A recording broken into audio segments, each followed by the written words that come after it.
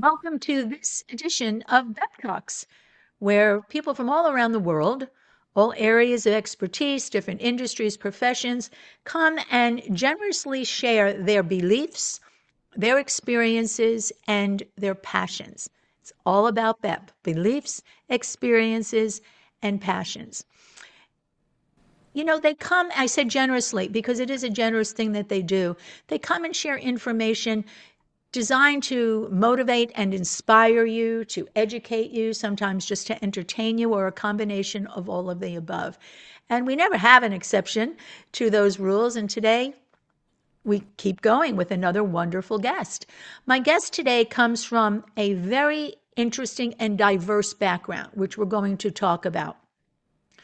She works with entrepreneurial women mostly that make transitions from the corporate world into entrepreneurship, the changes that have to be made, and how to do that. So I'm not going to tell you how. I'm going to have today's guest, Marie Fratoni, who I welcome to B.E.P Talks, come and share some information about that. Welcome, Marie. Hey there. There you are. Welcome, welcome. Thank you so much for joining me here today on B.E.P Talks. You know, I was saying in the introduction, you come from a diverse background. I guess we all come from a little bit of diversity, but you have so much experience in the corporate world. And then you made, I'm not going to say a necessary transition, but started to make a segue into entrepreneurship, which I think we're seeing, and I'm going to say particularly among women, more doing that, going, taking their corporate experience and going into entrepreneurship. Is that always an easy transition? I don't think it is, no. I think it's very doable if you get the right support, get the right assistance, and you're tagged into a good community that can, level you up. But if people are accomplished and they're doing good things, I mean, I think there's so much hullabaloo now about starting your own business, and there's all kinds of ways to do that. And I think many people want to do it for a couple of reasons. One is they really want the extra money to pad in, as things expand and increases show up in our life. And what we also want to do is take advantage of the wonderful tax benefits that we have for being an entrepreneur in this country. Why leave money on the table? But making the transfer from and the mentality of an employee where you've got a boss and you've got to show up and you have a set amount of dollars that you're going to earn and a set amount of benefit package, when you go to leave that and you begin to create your own journey as an entrepreneur, there's a very different mindset that has to happen in that, I mean, women don't talk to themselves as if they're the CEO of their business. Whereas I always say I'm the CEO. I'm a small CEO. I mean, I'm a small business. I'm not a multi-million-dollar business, but I own all of it. I'm in Yes. charge of all of it. And I think that's the kind of thing that women need the support to grow and find how do you get clients? How do you make money? There's a lot of people that are working that aren't really making any money. So how do we do that and kind of dovetail those together so you've got a successful, ongoing, profitable job? One of the things that intrigues me about you, and this for the listeners, Marie and I have never met except a couple of times virtually, but she captured my curiosity because the name of her company is Get Clients Everywhere.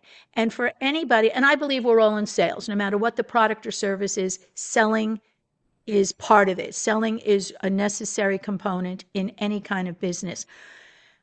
The challenge that I hear so often is that I need more clients, I need more leads. So, what's the secret to getting clients everywhere?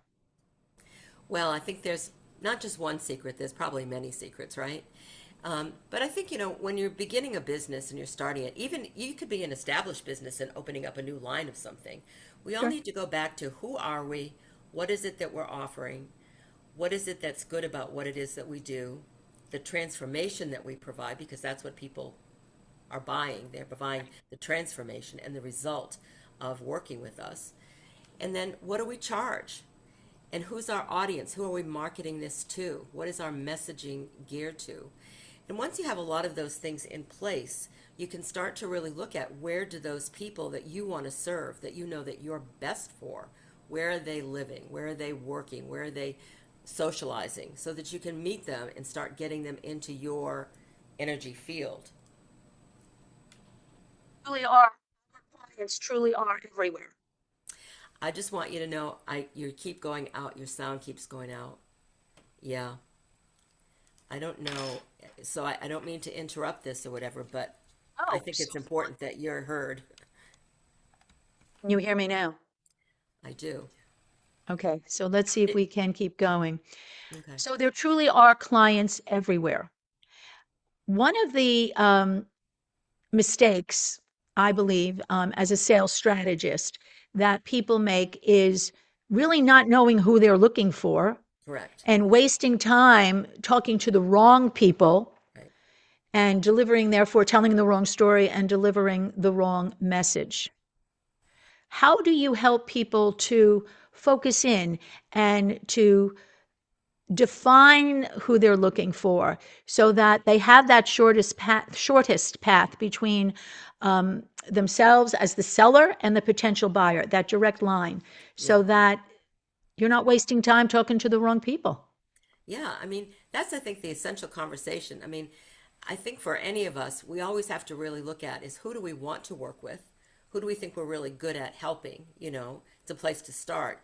But then starting to look at all of the different situations that those particular clients or potential clients are dealing with on a daily basis that you know that you're the solution to. And then, but most people, I think, in my experience, don't do the work to really drill down to find out who is it that they really want to serve, why are they serving them, and what are they dealing with. We don't come up with, you can call them pain points, you can call them concerns, you can call them the what ifs, but it's like we haven't really delved deep enough, I think, sometimes to really identify so that if we're in the grocery store and somebody's giving you a compliment about your shoes and you start up a conversation, I mean, you want to be clear who you are so you're listening for all of those cues that people give us. It doesn't have to be at a conference, it doesn't have to be at, you're the speaker on the stage. It can be just in your everyday life sitting in the doctor's office with your kids and Sure. just getting conversations. But when you're clear who you are and what you do and how you work and how you charge, you can listen for the conversations out there and people show themselves to you because you've done the work on the inside that's attracting those people. And I think most people don't take the time to do that. Such a big point. It's like if we're not sitting at the desk from the 9 to 5, we're not working. As opposed to, we know entrepreneurship is 24/7, 365. It's like raising the child that never grows up, that, it's just with us all the time. I Yeah. always say the two sides, it's a gift and it's a challenge to stay successful as an entrepreneur, to become successful. So what I heard you say then is that it's not just you looking for a client, clients can find you too. Absolutely. That's why we have social media and we have a presence on social media. We have a presence on written media. We have our presence in live events and conferences and things that we attend or events that we can do on Zoom. We want to be known. We want to be known for our expertise. And sometimes, there have been people that have called me, they've been following me for 20 years, but they've never done any business with me. And then one day they might call me and say, now I'm ready. I've been following you. I've learned about you. I've learned many good things from you for all the things that you've been sharing. And now I'm ready to say, how can we work together? So, showing up matters Sure. and how we show up matters. Why we show up when we show up. One of the things that I believe is that a potential customer, client, or prospect owes you nothing. You owe it all to them as the salesperson. And what you've just proven by the example that you gave is that whether someone buys from you now or not doesn't mean it's over. No can mean not now, not ready, no, not ready. Um, but you still made an impression. So they still should leave that experience feeling better just for having had the opportunity to get to know you. And then how many years later, there they are, a paying customer. It happens over and over to me, especially when I do my retreats. It's an interesting thing because sometimes, people have been on my mailing list for a long time. They might see me on social media on the different pages that I do that. And then all of a sudden one day they call and say, I've been following you, I've been watching your photos, I love what you share. If I'm going to go to Italy, I'm going to go with you. It's like I don't even know them, we've never met. So then we hop on a Zoom and get to know each other, and then I begin to look and say, are they the right person for this particular retreat? Because I know who I want to work with and who I can serve best, because we want happy customers, right? Repeat customers, happy customers, and repeat customers, so that once you go through the experience of gaining a client, hold on to that person. Have the opportunity for repeats, Yeah. you mentioned two words. You mentioned retreats and Italy, and I know that they go together. Share with us how you do your retreats, and is that part of your business? Oh yeah. Okay, share that with us, please. Yeah. I kind of look at the retreats that I do in Italy as kind of a punctuation mark, for it's an exclamation point for having a great year and doing good work out there. And the people that usually are attracted to the retreats are people like us. We work hard, we serve people, we're running a business, we're really filling the cups of other people, but we Yep. don't always take the time to fill our own cups and have be nourished and nurtured. So part of my value for the retreats is to have some fun and connection and community. We laugh our butts off a lot, and we just really have a great time. I'm not really teaching any skill in those retreats. There are other retreats that I do where I teach a skill, but this is more for the reward and for networking, building community, and being able to relax, restore, just rejuvenate, and be in a space that is just so alive with history and art and spirituality and music and wine and all the good things of life, the la dolce vita, right? Oh, that's a wonderful way to create lasting memories and Yes. to fortify a relationship, to build a relationship, to sustain a relationship, a trip to Italy. Wow. So I know you're recently back from a retreat. Yes. How was that experience? Oh my Lord, it was so much fun. We celebrated New Year's in Italy. Oh And my. we went to the Umbria Jazz Festival, which is a world-class jazz festival, and saw three different concerts, which was great fun. And we danced and sang and had food and drank wine, and no gelato on this trip though. It was No too cold. gelato. And now you have a lifetime's worth of memories. Yeah. And That- the people that go, I mean, already I know that there are a few people that were with me that they got clients because they went on this trip. So we say get clients everywhere, even when you're on a retreat, even when you're in Italy, even when you're in Tuscany, even when you're whatever, because people know who you are. And then we showcase people. We want them to be connected. We want them to build not just a lifetime memory of the trip, but we want them to create friendships that last over time. Sure, So, and absolutely. I brought my virtual assistant one year to Tuscany with me, and she left with four new clients. Yeah. They knew of her through me, through the work that she does for me. But then when they got to meet her and spend time with her and share a meal with her, go sightseeing with her, climbing a tower with her, they hired her. She left with Wonderful. four clients. That's, one of the things that I said when I first met you, not that long ago, and it was virtual, I had so much curiosity about you. There's something about you have such a calm in your voice. You do such exciting things, and you come from such a successful background. I think I heard 40 years in the corporate world, something like that. What's your superpower? Well, I don't know. I mean, I think part what I have an external superpower, and that's my community. I love people. I make relationships. I try to treat people well and try to do well. And so people know me as somebody who has a vast community, and they enjoy that part of me because with my community by myself, I'm nothing. But if I use my community and share it with my community, then everybody wins. So, that is important to me. And I think, people, I think there's so many people that are out there that do business coaching and consulting. And, we're a dime a dozen. We all kind of do similar things, maybe in our own different way. But, my background has been such that I've worked in human services. That's where I started, my life. Then I went into financial aid. I was a financial aid director for a college in Boston, and placement director for a college in Boston. And there I went into a big management association that was the oldest human resources consulting company in the United States. And I worked with them for about 18 years as a consultant.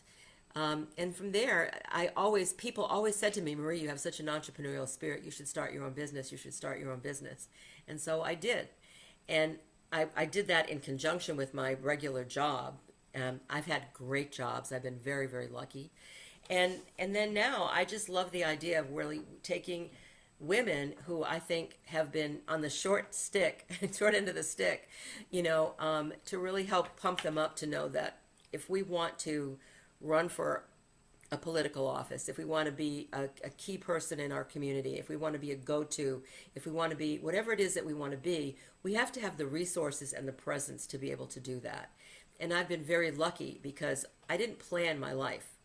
It kind of occurred and it unfolded, and I was very lucky and very guided and had tremendous support systems around me. Many people don't have that. Yeah. And so if I can help provide that or pull in the people, just like what you're doing, giving voice to people like us out there, to inspire others to take action, it takes more than just ourselves to do this whole thing called entrepreneurism and be profitable and successful long term.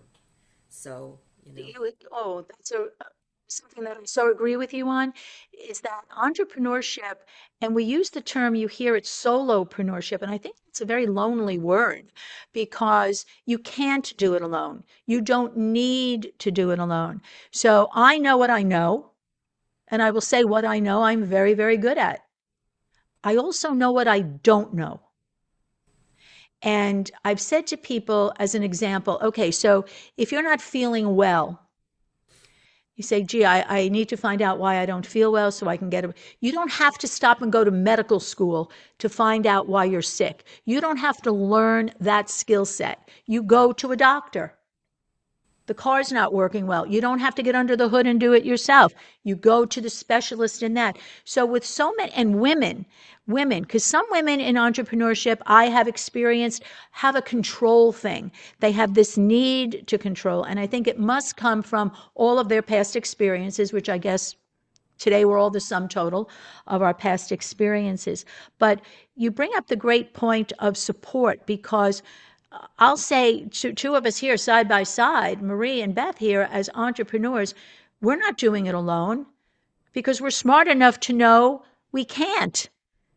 And we're even smarter than that to know we shouldn't, that we stay in our own lane and build the support. Do clients resist that? Have you found that women who want to be budding entrepreneurs, they want to have the control? Do they really not understand what entrepreneurship really is? it's a great question. I mean, I'm not sure I know the answer to that, but I will say that, you know, when I look at the word solopreneur, it means I'm self-employed. It's just me. I don't have employees. Um, but I do have a team. I've got a bookkeeper. I call it my Marie team. I've got my bookkeeper. I've got my online business manager. I have my colleagues. I have my close confidants that are kind of like my board of directors that I bounce things around. I have my coaches, you know. And then I've got my medical team. I've got my PT team. I've got my dentists. I've got my spiritual advisors. They all are people that are part of what it takes to have Marie show up powerfully in the world. And I think people who know me know that I've taken a lot of my years to develop the resources that I have. And I think I become more valuable to others because I know people who are experts in the field. I don't know how to do everything for every entrepreneur. I'm not an expert in AI, but I do know some people that do have an expertise and a certification. So I can bring them in to programs. And the more I share my resources with other people, it expands my own Yeah, value and yeah, it expands it for everybody that they can take advantage of that. So, it's a great I point. think it's important to we can't do everything by ourselves, No, I mean, I have a house no. cleaning staff that comes in once every 6 weeks and whip through my house so that I've got some order and I don't want to spend my time doing that. But, Right. it all of those things help Marie become a better professional, a better human being. You're using solopreneur different than my reference was to it. So one of the things that I always say to make sure we're all in the same conversation is to define your terms. Yeah. So My reference to the word solopreneur, I was taking that a lot of women think I'm doing it alone. I have to do it alone. I must do it alone. I have so much I have to prove that I can do it on my own. And Maria says, no, she's a solopreneur proudly because she owns the company. She is the CEO, but she has her support team, just like any CEO would have. They would have their staff, their sales department, their accounting department, et cetera, et cetera. So thank you. So now we've come together and we've really understood how to use the term solopreneur and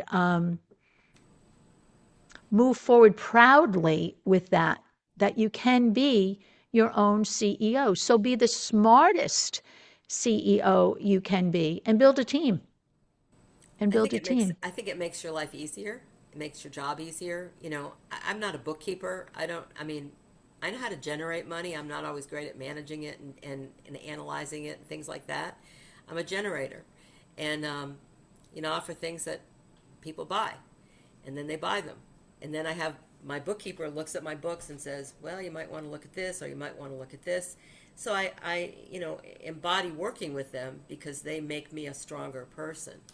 But I think, like if you look at, let's just say there's a woman that's maybe a therapist and has her own business. She could definitely totally be a solopreneur. She doesn't need a marketing assistant. She doesn't need any of the things that sometimes we do, like in the coaching and consulting world, because it's a big space out there. But, I think you just have to know, like, what's the type of business that you want to have. And, when I work with my clients, I have a jumpstart program.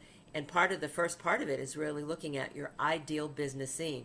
What is your ideal scene of working for yourself? What is your business? Do you want to have an office? Do you want to work part-time in an office? Do you want to be, a substack for people in another business? Do you want to work totally out of your home? Do you want to be a virtual nomad? What kind of dollars do you want to have? What kind of clients do you want to work with? How many hours a week do you want to work? Do you want to have long weekends? How many vacations? People don't take the time to create that blueprint. That's a very, very vital part of understanding how we can move forward. Because energy Plan, follows thought, right? plan. Yeah. Develop the plan and then work the plan.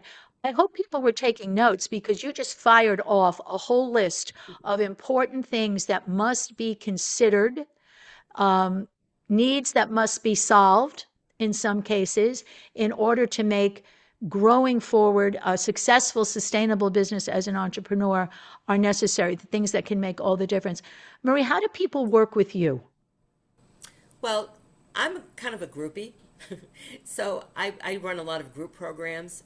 I have a program that's called Networking Savvy for people that really want to develop themselves and building relationships and being powerful online and offline. That's been something I've been doing for 30 some odd years. I know, right? But it works. I mean, it's just like, how do you be a good human being and show up powerfully in online and in-person events? I teach sales savvy, which is savvy is one of my words that I do, and really teach people, how do you actually make sales? How do you do that? What is the sales process? Because most of the people that I work with have never had any sales training at all. I mean, I've been in sales training for a million years. So it's easy for me because I've been around that. But for somebody new, like, people, like I think you and I have talked about this, people start selling way too early in the process. It's like, hi, my name is, can you want to buy my $15,000 program? No, what's your No. dog's name? Yeah. It's just kind of fun. So we kind of look at the process and how to get people warmed up in your market because people never buy when they're cold, right? Um, and and then I teach speaker savvy, and I have a VIP speaker savvy experience where we help people create their signature talk that really is designed as more of a, like, who are you in the marketplace? Do people even like you? Do they want to know more about you? It's a great way to get, connections, community, get people on your mailing list so you can start to nurture them over time and begin to develop the clients and then in the retreat. So Right. I do some one-on-one mentoring for special people that have a business and they really want more of the mentoring. They know how to do certain things, but they need a listening. They need somebody who can really be there to focus on them. But most of the time, I do my programs in group settings because the group has it be more valuable, and the group is always adds the element of community, friendships, relationships, energy, and I just like that model. fits you and fits your personality. You are such a social person, and you're doing these retreats, and um, probably brings you more joy. And as you said, people are making connections right there within your group itself. That's wonderful.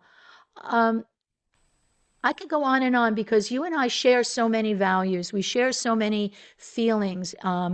We've come from different backgrounds, different experiences, but we're both kind of at the same uh, place in our hearts to want to help other people based on what we have already accomplished.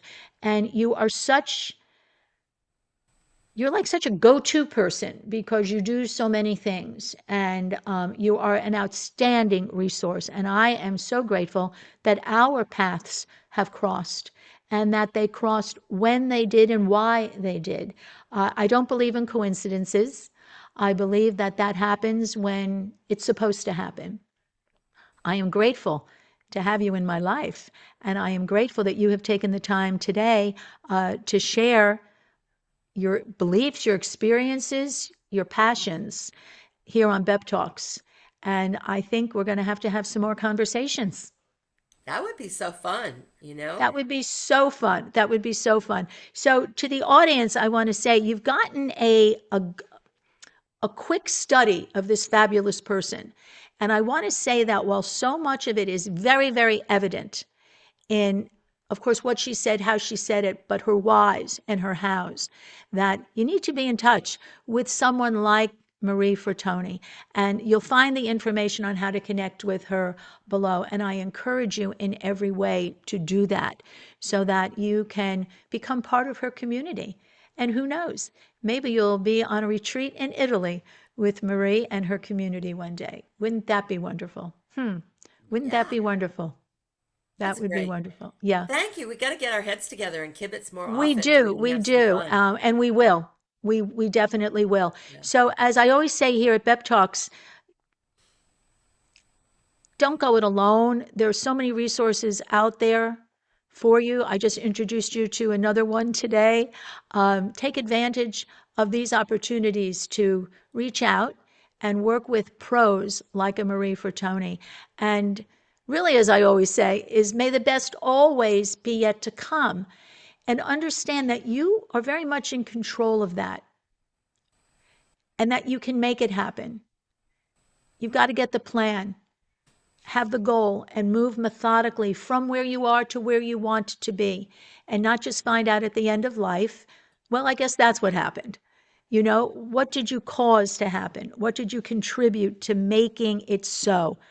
That's the power that we all have. And you do it better when you share it with team members like a Marie. So I thank you once again, and I thank the audience. Please be in touch with this wonderful lady. And until we talk again, may the best always be yet to come. Awesome. Bye Thank you, for now. Beth. Thank you, Marie. Thank you. Thank you.